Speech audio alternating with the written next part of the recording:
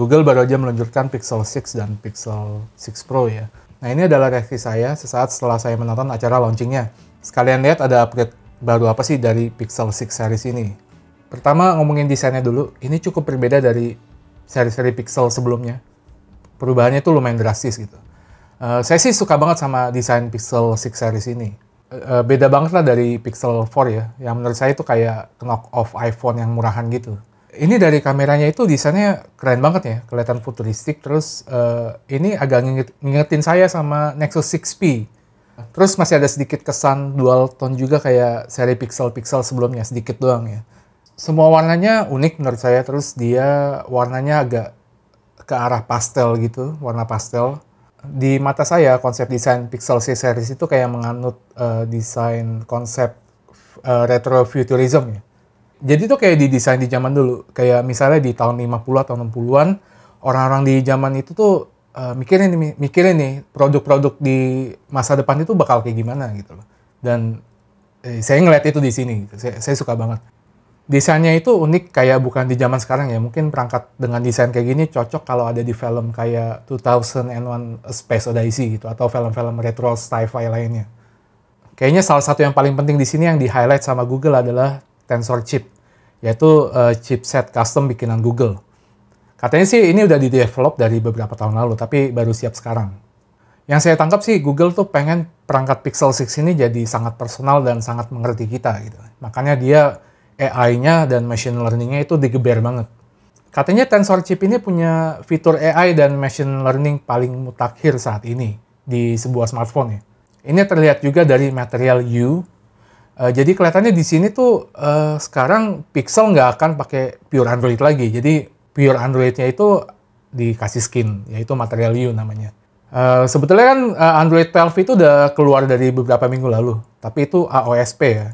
Nah, kenapa di Pixel belum dapat? Karena memang katanya sekarang ya ditimpa skin dari material U lagi, jadi bukan pure Android lagi kalau saya perhatikan gitu. Saya penasaran sih buat coba, mungkin nanti saya bakal coba di Pixel 4 saya, kalau udah keluar finalnya ya. Terus kayak fitur kayak speech recognition, live translate juga diimprove banyak berkat Tensor Chip-nya. Yang diproses langsung dari chipnya ya, jadi dia nggak nyambung ke server. Ini langsung diproses di dalam chipnya gitu. Oke, kita langsung aja ke kameranya. Ini penting banget untuk penggemar Pixel. Kameranya akhirnya ada big upgrade dan ini beneran update-nya besar gitu. Karena kemarin itu udah 4 generasi ya, Pixel pakai sensor yang sama terus, IMX363 dan nggak pernah ganti-ganti. Oke, saya sih masih sangat-sangat suka dengan hasil foto dari Pixel ya. Bahkan Pixel 4 pun masih saya bilang bagus. Tapi masalahnya, sekarang udah banyak brand lain yang udah keep up gitu, yang udah mulai membalap hasil kualitas foto dari Google Pixel gitu. Makanya saya bilang tuh, Pixel harus memberikan sesuatu yang revolusioner lagi gitu. Bikin kita excited lagi sama produknya. Nah, akhirnya itu sekarang diganti. Sensornya udah up to date, udah pakai 50 megapiksel. Saya nggak tahu pakai Samsung GN1 atau pakai IMX ya, Sony ya. Tapi yang penting udah ada pixel binning, sensornya besar. Ya, saya penasaran juga gimana Google manfaatin teknologi pixel binningnya. Ada ultrawide juga dengan sensor yang besar. Terus yang varian Pro itu ada periscope dengan optical zoom 4 kali. Dia bisa zoom hingga 20 kali. Nah, saya penasaran kalau mentok 20 kali zoom itu hasil fotonya kayak gimana. Karena kita tahu ya dari dulu tuh Google punya fitur super zoom. Jadi walaupun digital zoom, dia tetap hasilnya bisa tajam gitu.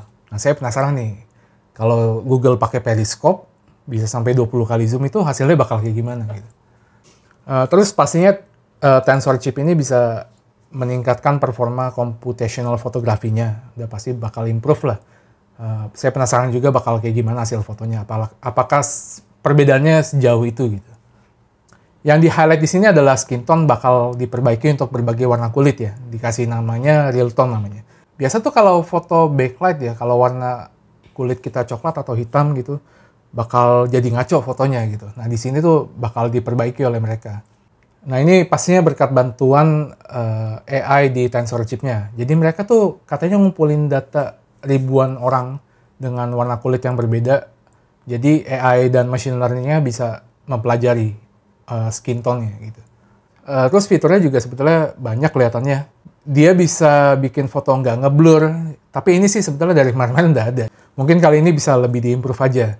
Kita tahu ya Pixel dari dulu itu kan sekali jepret itu sebetulnya banyak foto yang diambil gitu. Bahkan sebelum kita jepret dia udah ngambil foto di background. Bisa sampai 10 atau 15 mungkin ya.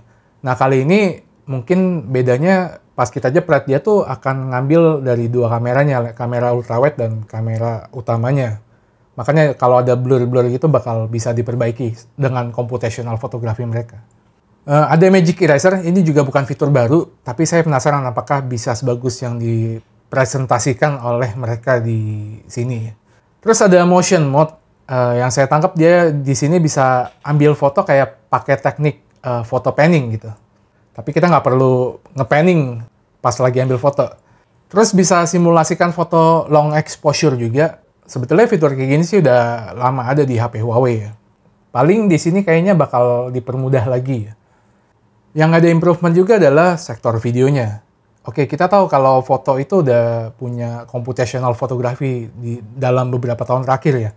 Tapi kan buat diterapkan di video itu bakal susah banget. Misalnya pas kita ambil foto nih, satu shot itu, per foto itu dia akan ngambil sekitar 10 foto. Habis itu bakal di-improve daerah shadow lah, ketajamannya lah, segala macam. Jadi fotonya jadi lebih bagus gitu. Nah itu kan foto, tapi kalau video, 1 detik video itu bisa ada 30 frame bahkan 60 frame. Gila, saya ngebayanginnya aja gimana, kayak butuh processing power yang sangat powerful.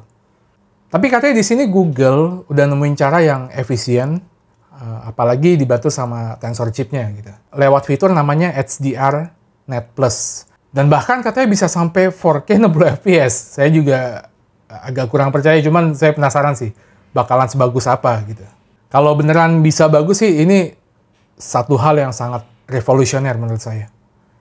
Terus kamera depan balik ke ultra wide lagi. Terus pakai desain punch hole di tengah, atas. Untuk layar, kedua varian ini tuh ada perbedaan. Selain ukuran, Pixel 6 biasa itu layarnya flat. Kalau 6 Pro itu ada curve di samping. Sama-sama pakai panel OLED, tapi resolusinya beda. Full HD sama 2K. Abis itu refresh rate-nya berbeda. 90 Hz versus 120 Hz. Dan yang 6 Pro itu udah LTPO, jadi dia bisa adaptif dari 10 sampai 120 Hz. Jadi bakal lebih hemat daya ya. Yang lain-lainnya, apa ya, speakernya saya nggak tahu, harusnya sih masih stereo kali ini. Harusnya, saya nggak tahu ya. Terus baterai sekarang udah aman banget sih kelihatannya. Daripada dulu Pixel 4 itu frustasi sih saya pakainya karena boros banget. Terus RAM di kedua HP ini juga berbeda. 8 versus 12 GB. Buat gaming pastinya saya nggak tahu karena belum nyoba. Tapi katanya chip Tensor ini setara dengan Snapdragon 888. Paling PR-nya nanti kalau buat gaming adalah optimalisasi ya dari developer game. Kalau untuk harga menurut saya yang Pixel 6 ini menarik sih. $600. Storage-nya 128 GB. Menurut saya ini oke banget gitu. Terus kalau yang 6 Pro itu $900 ya. Dengan storage yang sama.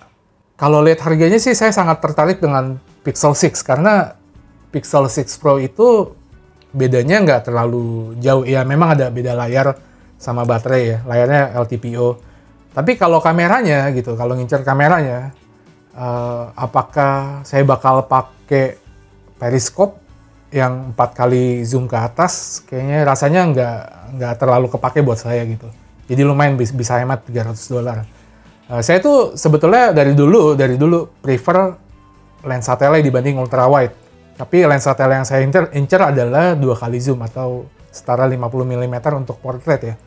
Kalau sampai periskop gini sih nggak terlalu butuh kayaknya gitu.